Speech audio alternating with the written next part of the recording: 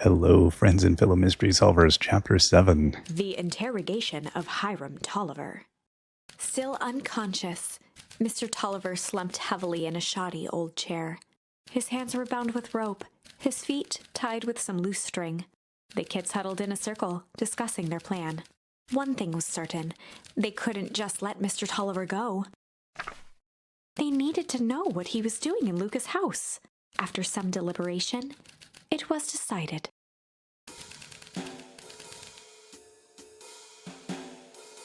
They'd run the classic good cop, blank cop. So, good cop, hard cop, or good cop, chill cop? I don't know. What is he? I feel like we're going to have to do that, but I mean, maybe chill cop is, he'll give stuff up if we don't threaten him. Maybe he'll see us as, I don't know. I feel like giving the weird answer is a good one. They'd run the classic good cop, chill cop interrogation. I'll handle this. Just gotta play it cool. Luca walked calmly to the light switch, flicking it off and on a few times. Mr. Tolliver shook his head, gathering his wits.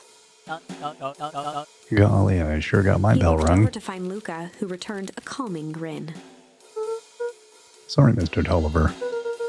This was all a big mistake. Look at what's going on here. Why do you have me strapped down? No one's fault, really. Rollo just got a little startled. Rollo's Rollo here. and Beck emerged from hiding to give a timid wave. Well, alright. Mistakes happen.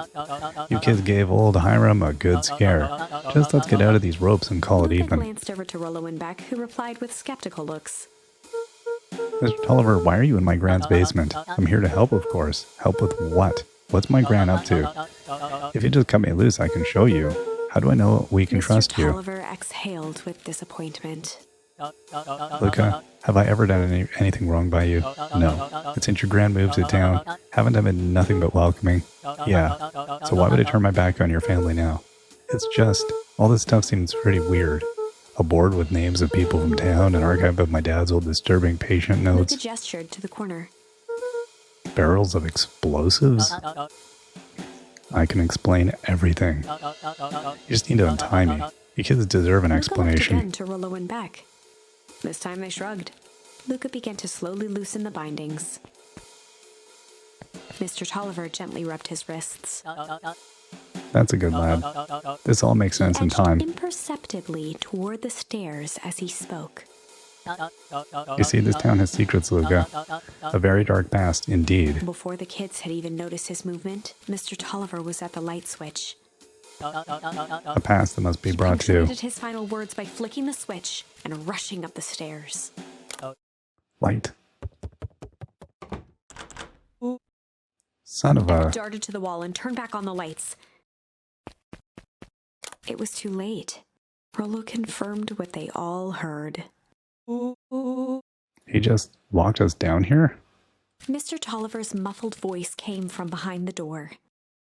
I wasn't lying, you know. This is for your own good. You kids just keep tight down there. Let the adult handle They looked this. bewildered at each other. Let's play it cool. Not now, Beck.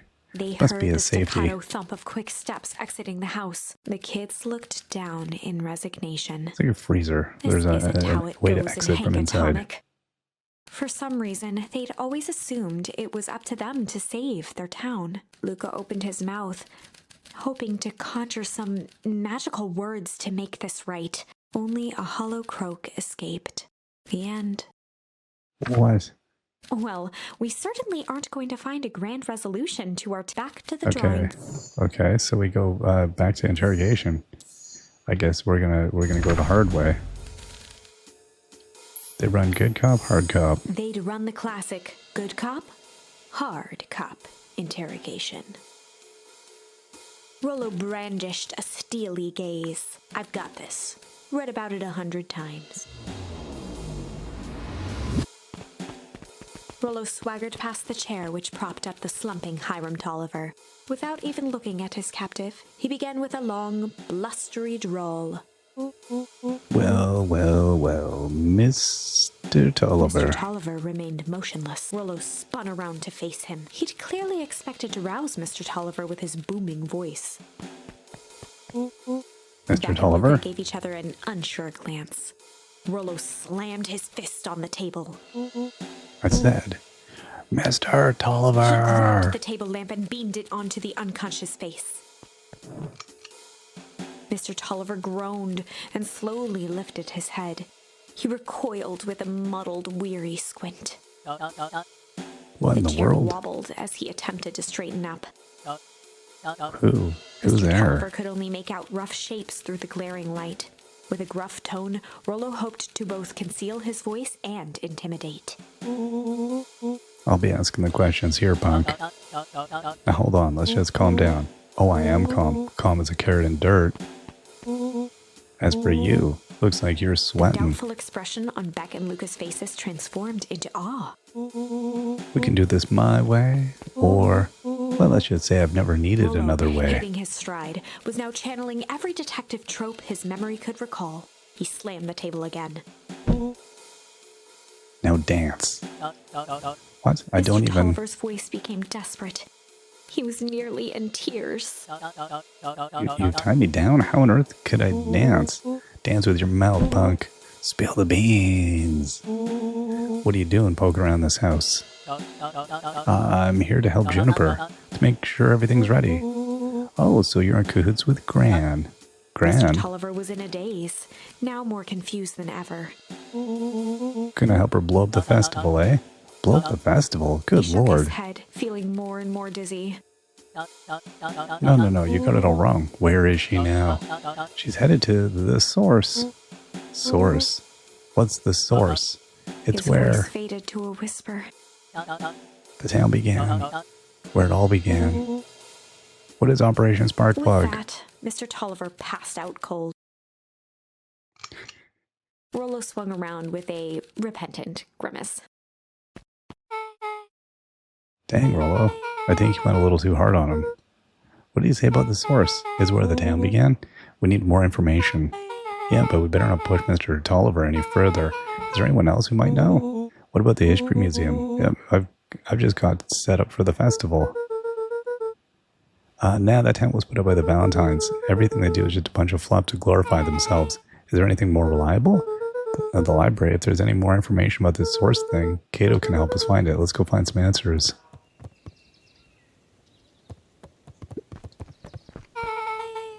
This is a dang nice library. Thanks, we work hard on it. Aren't you a little too adorable to be a librarian? Adorable. Oh, Cato hung out here so much, eventually they just gave him a set of keys. I just keep an eye on the place for Ms. Novak sometimes. They got you working for free? It's quiet and I get access to all the books I can read. What more could a person want? Fair enough. What can I do for you all? We need a favor. I already told you and Rollo, I can't put you any higher on the wait list for the next Tank Atomic, and if you're here with more candy, I'll have you know I can't be bought. I call it a personal code of conscience. Actually, we're looking to do some research. You're speaking my language. What are you looking for? Thing is, we sort of don't know. What do you got in the history of the town? There's a county record archives. What's in those? Births, deaths, newspaper clippings, stuff like that. Pretty boring reading, but they do go all the way back to when the town was founded. Great, we'll start there. Chapter 8. 6 feet under, 3 towns over.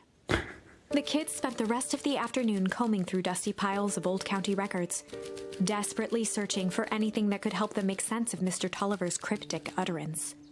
Luca tried to shake the thought of Gran's basement, but his focus wavered. Explosives, messages hidden in jam, dossiers on various town figures, and a corkboard threaded with photos. Gran was the only family he had left. He still couldn't bring himself to believe the worst. But the old map with the symbol of explosives in town square made that difficult. As the sun began to set, the kids were no closer to the truth.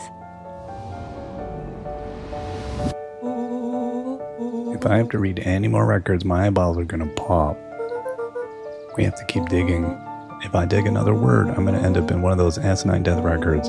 Rollo Cotter lived a full and wonderful life till he read so much boring crud that his brain oozed out of his Rollo ears. shut his book with an assertive nod. Have you got a better idea? You sound like my sister. Keep pushing your luck, pal. And it won't be some boring county records that kill you. I'll put you in the obituaries myself. Rollo muttered under his breath. You're a county record. Really, that's the best you got? When I'm done with you, you'll be the footnote in history. Just Beth like... slammed her finger down on the open page before glancing down to read. Jay Hartford here. I'd love to see you try. Hey. We're all a little tired here. Just take a minute and... Something tickled the back of Luca's mind. Wait, what was that name back? In the bit? Jay Hartford. From the Brookville Tribune 8 years ago. That can't be right. What is it? Jay Hartford. That's my grand's name, Juniper Hartford. Maybe there were two Jay Hartfords? Mrs. Hartford is survived by her young daughter E. Hartford. My mom's name is Eleanor. Okay, this is getting creepy. Your grand is 6 feet under, 3 towns over? Then who am I living with? The question hung in the air.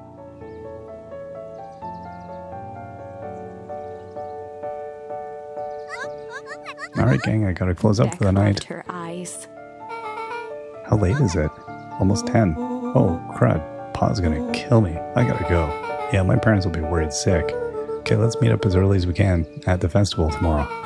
What are you gonna do about the unconscious man in your basement? I'll think of something.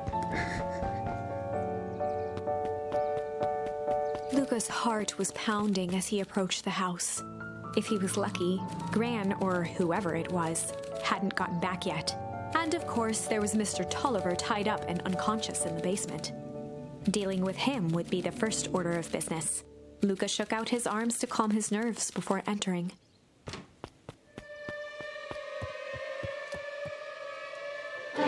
He held perfectly still, tempering his breath, and listened closely. She was asleep. His only hope was that she hadn't found Mr. Tolliver before dozing off.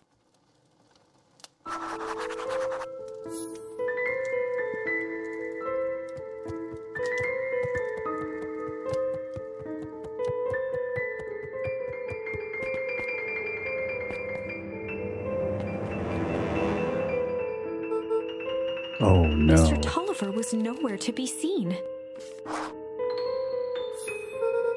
Maybe he woke up, escaped from his bindings, and left without a trace. Gran knew everything. What do I do? Luca's hungry stomach groaned. Not realizing it, he'd gone the entire day without eating. Okay, I can figure this out. Just need a little brain Luca food. rushed over to the pile of jam jars, unscrewed one, and shoveled a handful into his mouth. I'm afraid your jam delivery will He be flipped delayed. the lid to read the label. Mr. Nuncreed? Okay, now I can think. So if Gran knows we tied up Mr. Tolliver, I'm screwed. If she doesn't know, then I need to play it cool. I guess the only option is to go to bed and act as if nothing is wrong. Gran will think Mr. Tolliver finished what he was sent to do and left when he was done. Yeah, maybe also don't open jam jars. We get over to wash our hands. We'll do that here.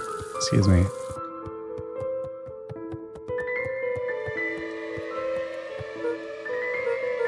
Gran? Okay, stick to the plan. Go to bed and play it cool.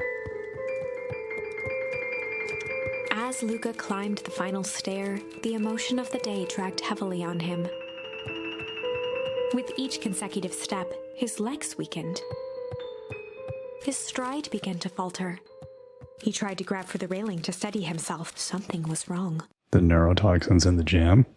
Come on, legs. Just a few more steps. Luca groaned and tried to move. His limbs might as well have been bolted to the ground. Through numb lips, he mumbled just before falling asleep. Germ?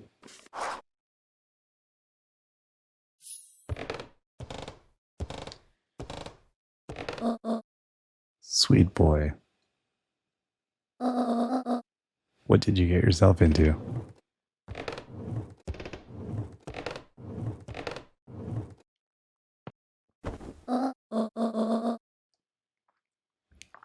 Rest now and let me handle everything.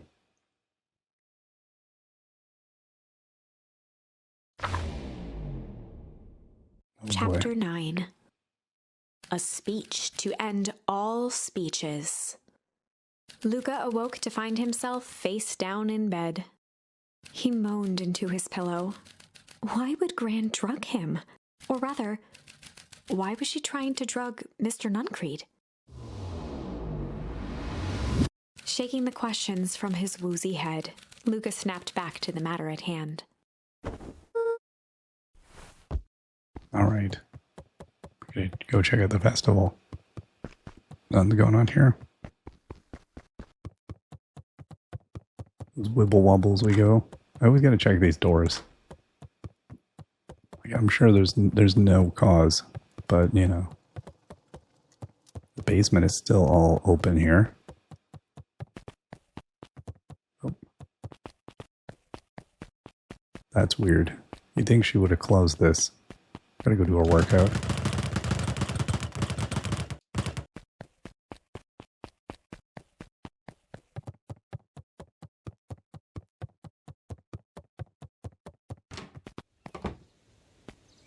He's not outside.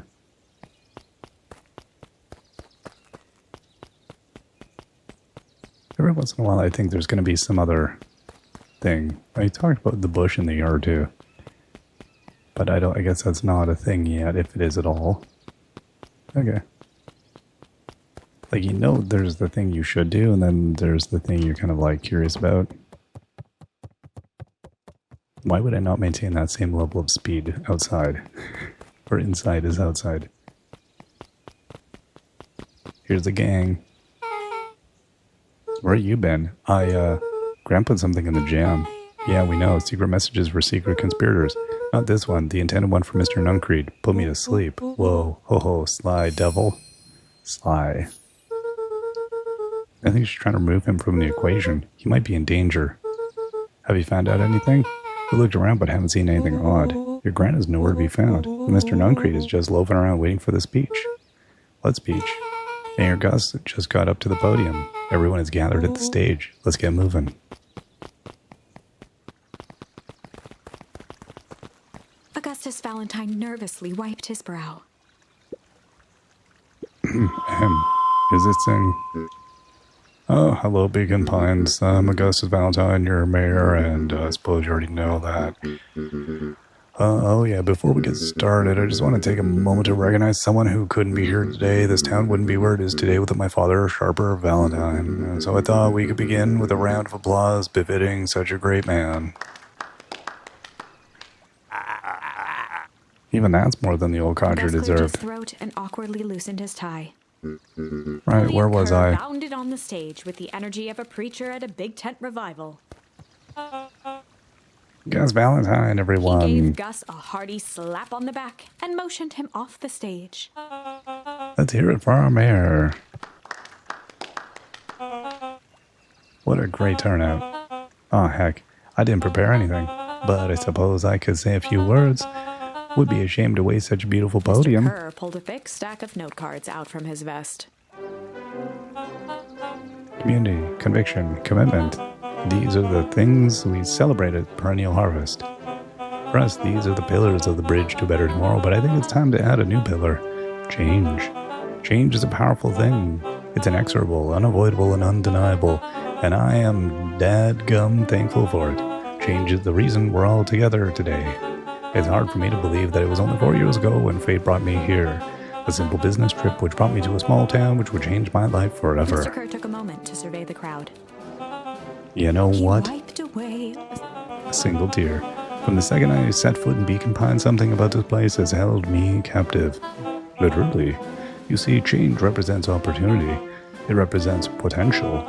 It was change that helped me recognize the potential of this place. To see that the people of this town, despite suffering great loss, still held on to the things that made them special. He thumped the podium to emphasize each word. Community, conviction, commitment, change. Mr. Kerr nodded confidently, biting his lip. The crowd was silent, in rapt attention. Fate made a perfect match that day. Nothing was more important to you all than community. And Perennial Harvest is a community first and foremost. Mr. Kerr methodically made eye contact with each section of the crowd. The only way you made it through the foul harvest was an unshakable conviction. The conviction that a better tomorrow was just over the horizon. Perennial Harvest was founded on the conviction that we are that horizon. This festival is a symbol of our commitment to each other. His voice began to build to a crescendo. And now, walk hand in hand into a future we will shape together. And that is what change is all about. Grabbing the future by the scruff of the neck and making things happen. Change is a choice. I am tickled pink that we will all be making that choice together. How great is that? Just imagine what we can accomplish. Uh-oh. What was The that? crowd began to look around nervously. Don't worry, a little thunder isn't going to ruin this day. Everyone remain Mr. Kerr calm. quickly flicked through his note cards. Where was I? Through all my travels, I have learned one thing. The fountain in the center of town has been blown apart and we're all going to freeze to death. One always reaps what they sow. We've all planted a lot of good in this town, and so it is with a happy heart that I can proclaim Raised his hands up to the heavens. our harvest awaits.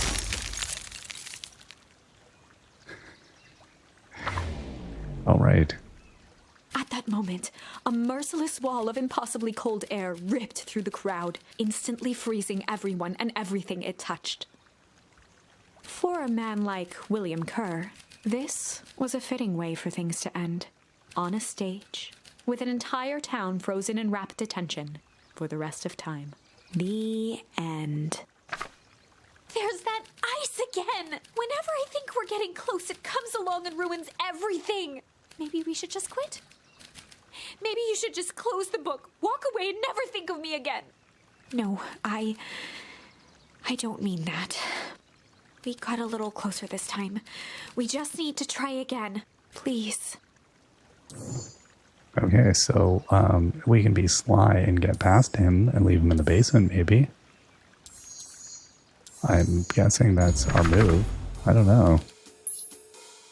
Good cop, sly cop. They'd run the classic good cop, sly cop interrogation. Luca and Rollo ducked behind a barrel, leaving Beck to her task. With a few crisp snaps, she roused Mr. Tolliver.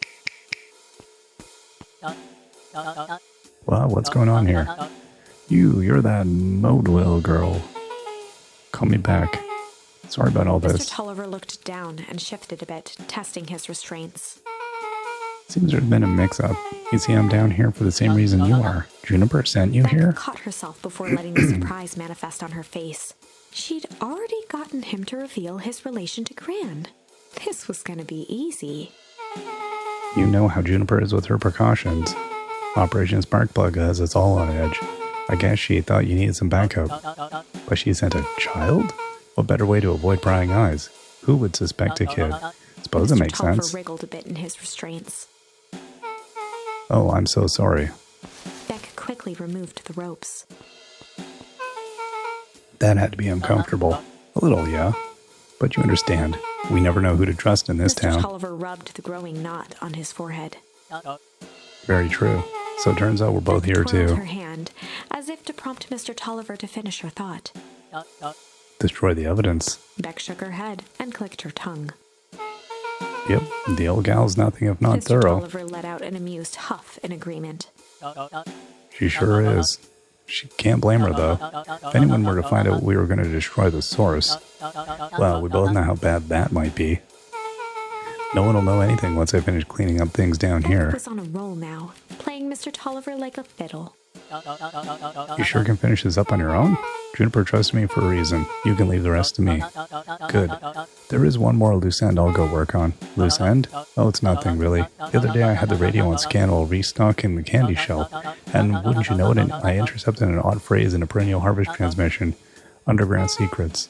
That's ominous. I think it might be a password, but Juniper dismissed it. Said it wasn't mission critical. What's password for? We don't know. So we have a password and nowhere to put it. It's got to mean something, right? Good thinking. You should probably go work that out. I've got this under control. That's a relief. Between you and me, this basement gives me the willies. Heading for the stairs, Mr. Tolliver hesitated and turned to Beck with a puzzled look. She grinned and gave him a peppy wave. With a shrug, he continued up the stairs, whistling a jaunty tune. Do you guys catch that? Sure did. This whole time Mr. Tolliver's had a candy shelf, but all he ever sells us is apples. Beck blinked slowly in disappointment. Password, Rollo. Well, sure, but once things are back to normal, I'll be having a word with Mr. Tolliver about that candy shelf. Fine, in the meantime, I've got an idea. She turned to the table and began tearing small scraps of paper. He said he heard a password on the radio. A good spy transmission is never what it seems. Marked each scrap of paper and leaned back. We just need to find the hidden meaning. Okay. What's another word for underground? Buried, covered? Could it be a cover-up? Maybe it's one of those each letter is a number thingies. So U would be 2, N would be 14, D would be, is an anagram. Nuncreed's drugstore. Beck looked at Rollo with amazement. Rollo, that was incredible. Well, it's either that or Kren's new drugstore. Yeah, I think you're right about the first one. How did you do that? What can I say? I love ciphers. Well, I guess we know where to go next. Investigate the drugstore. All right. Oh, who's here? Wait, I don't think she notices us. You scare me half to death. Sorry. You kids haven't seen Mr. Tolliver around, have you? No. He's got me waiting around like the last slice of pie. I swear that man would be late to his own funeral. Okay, so she's somehow involved with Mr. Tolliver.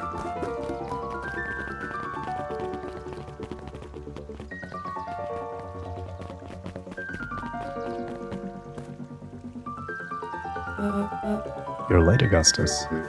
Sorry, sister. Was caught up with work. Work? You? I had a few more details logged down for the festival. Oh, what do you have to report? What is this insipid town festival really about? I think looked around nervously. I think Mr. Kerr really does just want to do something good for the town. He's actually a pretty nice guy. You should spend some time with him. I didn't pull strings installing you as mayor so that you could make friends. Your job is to help me figure out what Mr. Kerr and Perennial Harvest's true intentions are with this town. We have a responsibility. This is our father's town. Excuse me? This was our father's town. He's gone, Eris, and he isn't coming back. Father left us with nothing but problems. Mr. Kerr came here and offered to help us. We accepted that help. We didn't agree to them turning Father's warehouse into a toxic dumping ground. That was just a temporary arrangement. That glow can be seen from our damn backyard. They are dumping their nasty little secrets on us.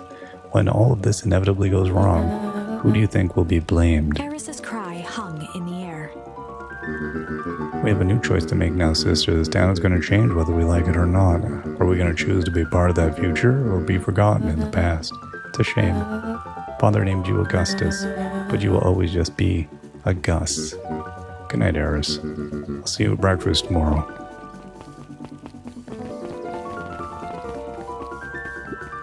It's getting late, children.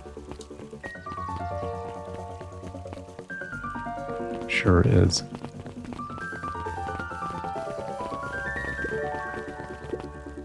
Knowledge, he spat with a sneer. There exists a gulf between knowing something and being able to do a damn thing about it.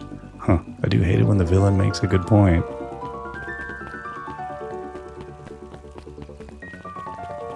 Right.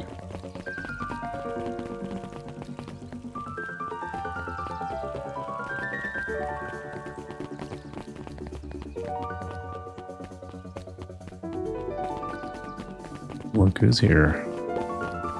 Solomon stood proudly at the entrance to the drugstore, holding a brown bag overflowing with black licorice. Hey, Solomon. We're looking for Mr. Nuncreed. Is he still there? I'm afraid not. Then where'd you get the candy from? You might say we have an arrangement. Solomon shoveled a surprising amount of licorice into his mouth. Sometimes it's the small pleasures in life, though we might not always have family to rely on. Licorice has never let me down. Well, I can't say licorice would be my first choice, but whatever floats your boat. You can tell a lot about a person by the choice of confection.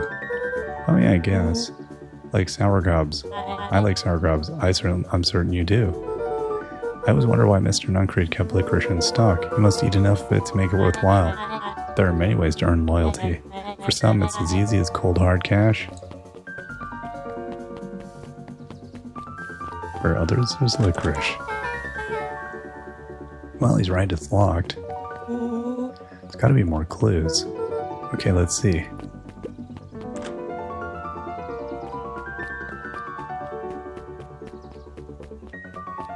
The phone booth. Have you ever seen anyone actually use this thing? Besides Mr. Nuncreed? No. Beck cupped her hands on the glass to peek inside. That is not a normal phone booth.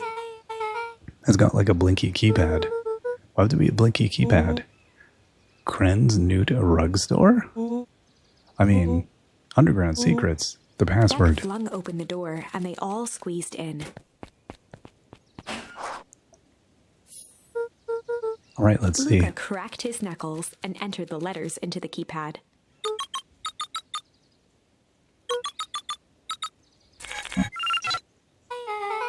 Sounds like that did something. Great, now what? I guess we... The inside of the phone booth dropped loose from its shell. Without even the space to panic, they closed their eyes, held their breath, and accepted their fate. Suddenly, the chaotic descent slowed to an effortless landing. It was unclear where they ended up, but at least it was solid ground. The air was stagnant and smelled vaguely of chlorine. I knew it. You knew that there was a secret hub full of strange tubes under the phone booth? Of course I did. Didn't I say that? No. Luca, do you remember when I said how cool it would be if the transdimensional conduits from Hank Atomic 12 were real? Well, at one point or another, you've said that about every technology ever discussed in Hank Atomic. That's why I'm such a good predictor. Looks like each of these has something written on them. Mining Operations Alpha. You guys have some mines here? Not that I know of. The town is full of farms and fertilizer, and a series of tubes. Pa always said you can only trust a miner up to the point when they hit gold. Not sure how that wisdom applies in this exact situation. The thing about Pa, you don't always realize what he means until it's too late. Perennial Harvest main office. That's where my mom works. What does she do? Science stuff. Is she involved in all this? We just moved here. How could she be involved? True. Valentine Fertilizer Warehouse. Is that where you almost got snatched? Yep. Oh, the perennial harvest tube going all the way to the old Valentine place. This is starting to feel like something big. This suit has a broken mask. So we found our mystery warehouse creeper? Well, at least we found our hazmat suit. If it walks like a Nuncreed and talks like a Nuncreed, let's not jump to conclusions. But just saying. That's a lot of buttons. Stand aside, Earthlings. I've read enough Hank Atomic to know my way around sci-fi tech. Hands hovered over the field of blinking buttons. Eeny, meeny, miny. Roller, what did you do? Nothing. I didn't even move yet. What was that? Hide. Where? There's nothing but weird tubes down here. Just get back.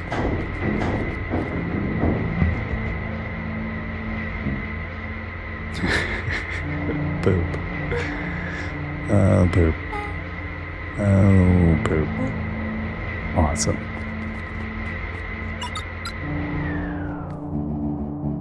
You all need to come with me now.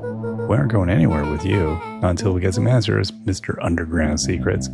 I told them it was an absurd password, but they love anything that makes them feel clever. They who? That's no matter. If I can keep you hidden until after the festival, I might be able to save your butts. Don't worry about our skins. Hold on now, I like my skin. This all stops now, Nuncreed. Joseph waited for a moment in silence. You sound just like him. Who? Walt. You don't get to talk about my dad. You know, your father and I were friends He back gestured before toward the strange tubes. all of this. That's a lie. It's true. I used to bounce you on my knee. What happened? Same thing that always happens. Reality complications. Life. We were a team, Walt and I. An idealistic doctor and a bright-eyed pharmacist. Both hell-bent on helping folks. So you were his sidekick? No, we were partners. He helped the patients and I helped him. Yep, total Nunnery sidekick. let out a growl of a sigh. Luca, I need you to know this. I need someone to know this. One day, Sharper Valentine comes to us, says he got an opportunity. He's found something he didn't quite understand, and he was willing to pay us both handsomely to help him understand it. And my dad said no. Your father and I both believed in helping people, but the thing I could never get him to understand was, it's a lot easier to help others if you help yourself now and then. Classic sidekick into villain plotline. Walt loved being righteous almost more than he loved his family. He was wrong about one thing, though. When he begged me not to take Valentine's offer, he said, Joseph, if a person says yes one time to Sharper Valentine, he'll make sure they keep on saying yes to him until the day he's dead and gone. He shook his head wistfully. Sharper's long gone, but he's still got me saying yes. Is there a point to this sob story? Not really, no. Just an old man trying to delay what needs doing. Nuncreed took a menacing step towards the children. I need to keep you safe. I tried to keep you and Juniper out of this, but you forced my Luca hand. began to laugh. What? You really don't know? My gran isn't out of this. She has been scheming right under your nose. Juniper? Seems like she's planning on crashing the town's party. She's gonna disrupt the festival. Why would she? Color drained from Nuncreed's face. How does she know? Apparently she knows a lot of things. What? Let's just say this isn't the only underground lair we've busted into today. And honestly, hers is way cooler. She's got maps and explosives and bad intentions, big man. Nuncreed grabbed Luca by the shoulders. His eyes were frantic. You need to tell me what she's gonna do right now. She doesn't understand what it is what she's messing with. Tell me now she's in danger, boy. I don't know. She had a map of the mark on the fountain in Town Square. Fountain, but why would... A jolt of realization struck Mr. Nuncreed. She knows about the source. What the heck is the source? If she tries to destroy the source, it could catalyze and, dear God, she's gonna freeze us all. You all need to run. Run where? Away. As far away from this town as you can get. Head west and don't look back. That did not go how I expected. So, we're totally following them, right? Totally. See you on the other side. You good? Yep. Imagine what air pressure in this room is like. I love this town. Chapter 8. Okay, I think that is a good place for us to take a break. Oh my gosh, it is cooking up again. I love how it goes forward and goes back and goes forward, but it doesn't go back too far, and the momentum keeps going. So it's got a good feel to it. It's a weird little one. I'm enjoying this a lot. I'm curious to see exactly where we're headed. I feel like I know, and then something will come and destabilize that. So I feel like I don't know. All right, we'll see y'all next time. Till then, bye bye.